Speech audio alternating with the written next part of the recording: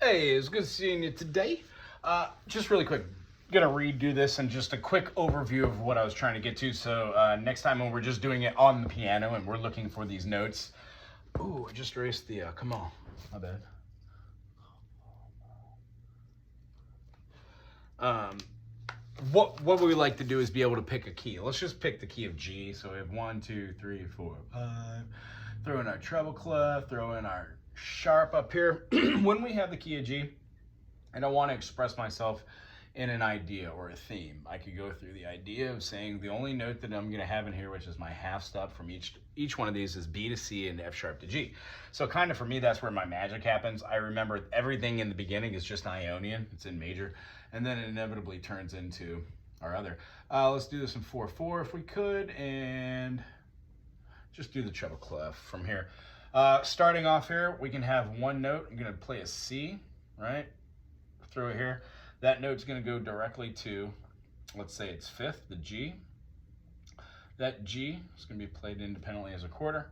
And then we're going to go down a half step to the F sharp and play the F sharp as a half note. Here we go. That completes my first measure. So the idea behind this is this first measure is now complete. There's no need to put a double bar right there, just here. With that first measure complete, I want to see if I want to hold this note over so I play it again or not. Why not? Let's have this be a note that carries through to this first note, which will also go for 2 beats. This is going to feel like a C to a G, so C. Let's see if I've got my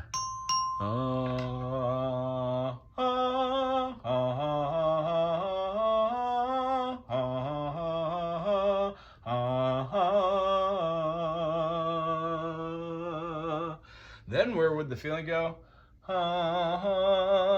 Maybe G, and then if we did an 8th note there, we'd have G, A, B. Da-da.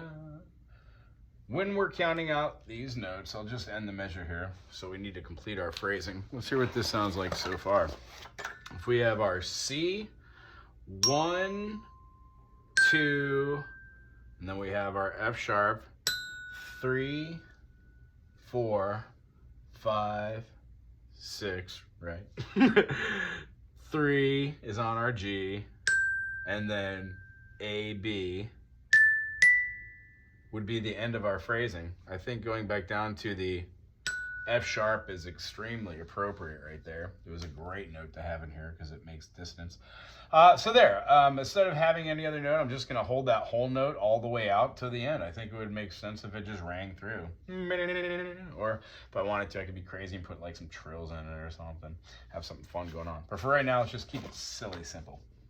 Ta-da! Gonna put a double bar down here, super deep to end it. In the beginning here, we've got the C, G, F sharp, G, A, B, F sharp. So what I want to do is go back over this with a little bit of pizzazz and chordal analysis. I know that this is in 4/4, 1, 2, 3, 4. So 1, 2, 3, 4, 1, 2, 3, 4, and 4 and 1, 2, 3, 4. So the feeling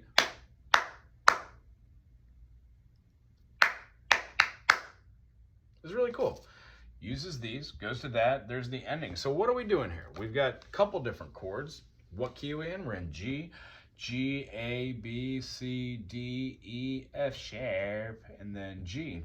When we started off here on the G, it's safe to assume that we're playing on the 1, but we might not be. So if we built the chord around it and we hear our melody, ha, ha, ha, ha, ha,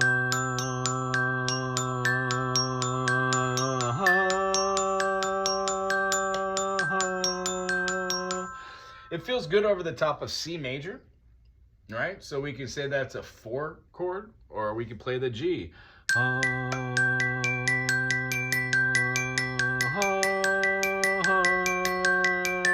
Feels a little weird over G major. I would say it feels a little more relatively better over the 4 chord. So I would start with that.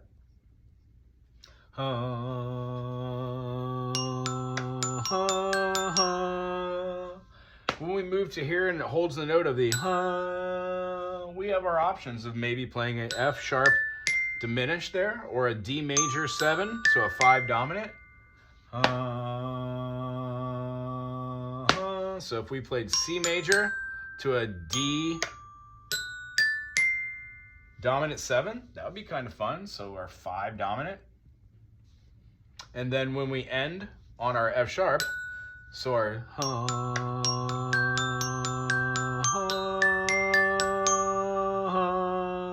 we might end on that F sharp diminish.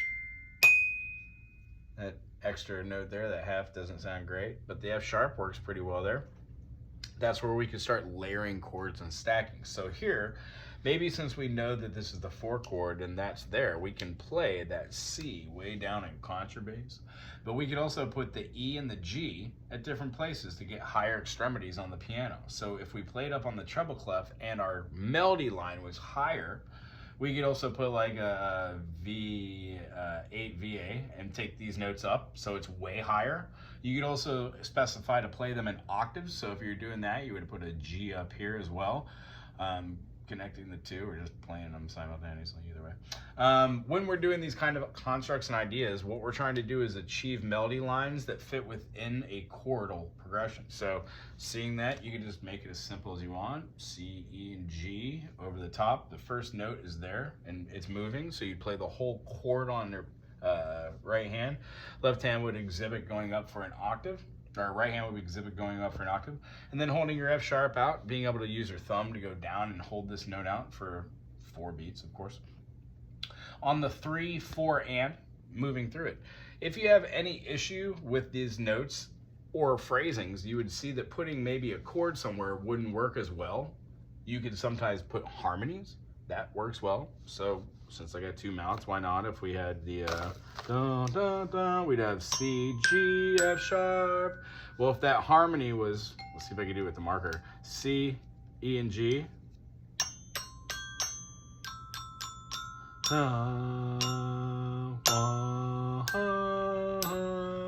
That feels good. This next one going here, we could have holding that through right on this note. We'd have our G, G, A, B, F sharp, G, A, B, F sharp. How about a harmony on the G? That was a D below, so that's a 4th, right? So if we go down here and we put this D, this is gonna sound pretty cool. Pretty cool. So we can attach these suckers, or we just draw our line opposite side, which makes more sense. That'd be playing our G and our D, and then we'll be going up. So the feeling would be, and then maybe that last chord here should end on a harmony or a triad at least. How about that F sharp diminished? Da-da-da. So it actually would feel a little bit unresolved, which is kind of cool. It would be ending on a 7 or a 5 dominant, but what we want to do, since this is static, it's only an A section, we just want to keep it as a, or non-binary, I think is the better term for it, rather than static. Sometimes static gives the wrong impression. Static sometimes is boring. That's not how it's supposed to be. So here, if we were to have that F sharp, there is not an F sharp in our root or our tonic, but if we were to end the chord on maybe having a, that would be a G major 7. So 1 major 7. If we took this concept and we went over to the piano and we thought of this as having legs, what would we do? Besides moving all the machinery, setting up a central theme behind this and having something along the lines of, let me feel the chords out really quick.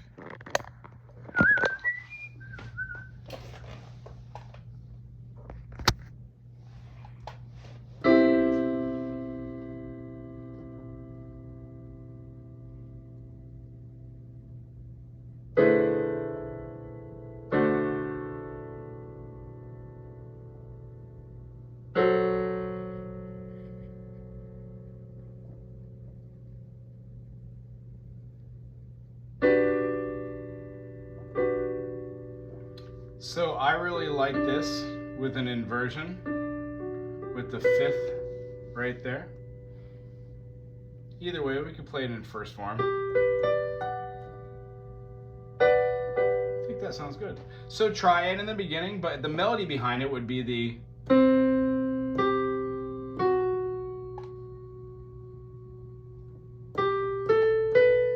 Ooh, I forgot the harmony. Nice. So just starting at the beginning, if I just put a C note down here in my unregistered bass line and keep it tonal,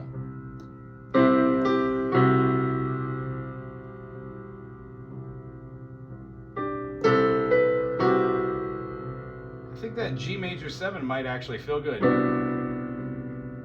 Yeah, very much so. So what we're exhibiting here is that being able to go from one idea of having nothing, write down a few notes, put out some chords, which does chordal analysis of where it's at, and what happens is just the process of doing this over and over and over again with different melodies, different key signatures, different concepts, leads you to a point where you start imagining this, and then the things that you want to write come out in sheet music form when you're going to do chord charts or writing in a program, let's say like Finale. You could take a central theme and add extensions to it.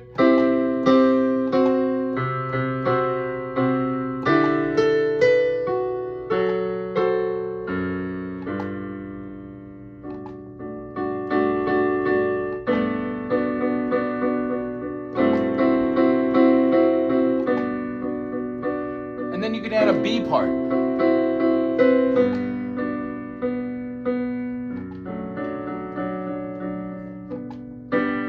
The sky is the limit. I hope that was fun today. The idea is we're going to be seeing form A and B being together called binary form.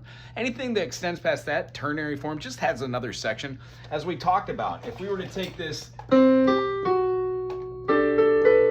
the A section, that could be anything. You could have it...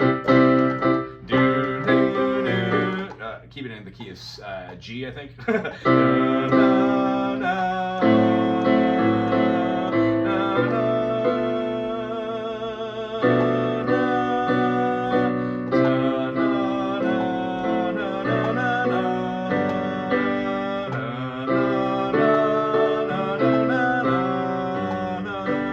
Anywhere you want to go with that melody, as long as you're keeping with G major, A minor, B minor, C major, D major, E minor, F sharp diminished, and G.